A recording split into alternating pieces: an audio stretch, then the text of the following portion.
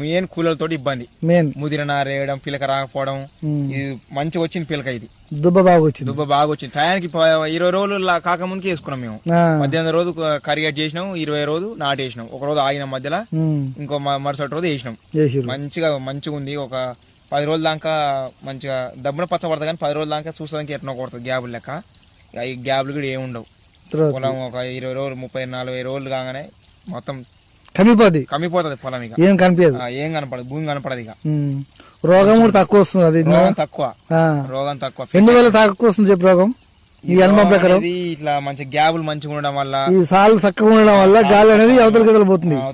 మంచిగా ఉంది అనమాట. తీసుకోవడం మంచిది. మిషన్ అయితే సక్సెస్ఫుల్, ఇది ఫుల్ మంచి సక్సెస్ఫుల్. ఇది రాళ్ళు కంపెనీ సర్వీసింగ్ కూడా మంచిగా ఇస్తారు. మంచిగా ఉంది ఇది మిషన్. అందరు కంపల్సరీగా తీసుకుంటారు. అందరు ఇక కంపల్సరీ మిషన్ ఇంటి కోర అనేది ఉండాల్సిందే. ట్రాక్టర్లు అయితే ముందు భవిష్యత్తులో నెక్స్ట్ లేరు కదా, లేరు ఇక ఏరు కూడా ఏరు. వాళ్ళతో ఇప్పుడు తలకాయ నొప్పి అవుతుంది లేబర్ కొరత కోసం. ఇది మంచిగానే సక్సెస్ అయింది. ఇంకా తీసుకుంటారు.